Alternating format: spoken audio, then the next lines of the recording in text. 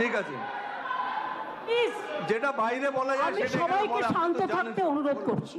पश्चिम बंगाल विधानसभा में मंगलवार 3 सितंबर को एंटी रेप बिल पास हो गया।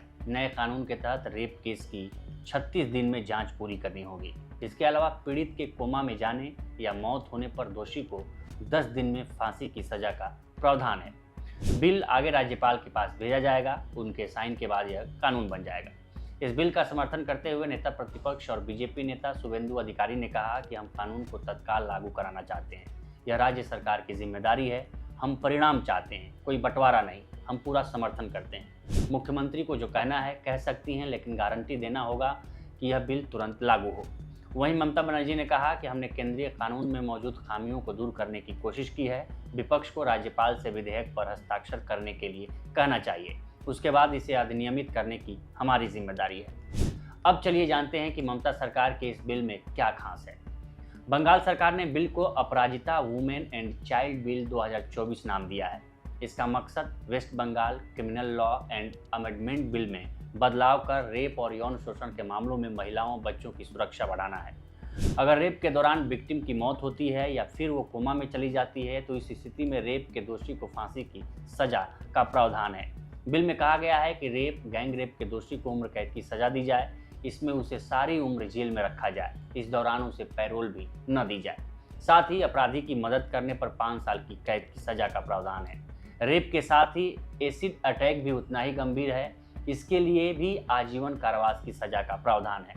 इस विधेयक में भारतीय न्याय संहिता के सेक्शन 64, 66, 71, 71, 72(1), 73, 124(1) और 124(2) में बदलाव का प्रस्ताव है। इसमें मुख्य तौर पर रेप की सजा, रेप और मर्डर, गैंग रेप, लगातार अपराध करना, पीड़ित की पहचान उजागर, एसिड अटैक के मामले शामिल हैं। इसमें सेक्शन 65(1), 65(2) और 70(2) को हटाने का प्रस्ताव है। इसमें 12, 16 और 18 साल से कम उम्र के दोषियों को भी सजा दी जाती है। बिल के मुताबिक रेप के मामलों में जांच 21 दिन के भीतर पूरी कर ली जानी चाहिए। इस जांच को 15 दिन बढ़ाया जा सकता है, लेकिन यह सुपरिटेंडेंट ऑफ पुलिस और इसके बराबर की रैंक वाले अधिकारी ही तय करेंगे। इससे पहले उन्हें लिखित में इसका कारण केस डायरी में बताना होगा। बिल के मुताबिक जिला स्तर पर स्पेशल टास्क फोर्स बनाने का प्रस्ताव है, जिसका नाम अपराजिता टास्क फोर्स होगा। इसकी अगुवाई डीएसपी करेंगे। ये टास्क फोर्स नए प्रावधानों के तहत मामलों की जांच के लिए जिम्मेदार होगा। बिल में कहा गया है कि स्पेशल कोर्ट और स्पेशल जांच टीमें बनाई जाएंगी। इन्हें ज़रूरी संसाधन और विशेषज्ञ मुहैया कराए जाएंगे, जो रेप और बच्चों के यौन शोषण से जुड़े मामले देखेंगे। इनका काम तेजी से जांच, जल्द न्याय दिलाना और पीड़ित को होने वाले ट्रॉमा को कम करना होगा। इस बिल में मीडिया के लिए भी प्रावधान किया गया है। ऐसे मामलों में कोर्ट की कार्यवाही को प्रिंट या पब्लिश करने से पहले मीडिया को इजाज़त लेनी होगी। पीड़िता की पहचान उजागर करने वालों के खिलाफ 3 से 5 साल की सजा का प्रावधान है। बता दें, कोलकाता के आरजीकर मेडिकल कॉलेज और अस्पताल में 8-9 अगस्त को ट्रेनी डॉक्टर के साथ रेप मर्डर हुआ था।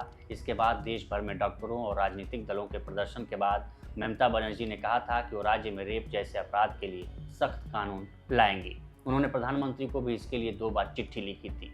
इसी के तहत ममता सरकार एंटी रेप बिल लेकर आई है, जिसे अपराजिता महिला एवं बाल विधेयक, पश्चिम बंगाल आपराधिक कानून एवं संशोधन बिल 2024 नाम दिया गया है। राज्य सरकार ने बिल पारित करने के लिए 2 सितंबर से 2 दिन विधानसभा का विशेष सत्र बुलाया था।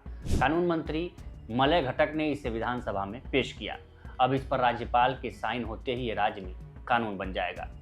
ये स्टोरी आपको कैसी लगी हमें कमेंट सेक्शन में ज़रूर बताएं। बाकी देश दुनिया की तमाम खबरों के लिए बने रहें लोकमत हिंदी के साथ। नमस्कार।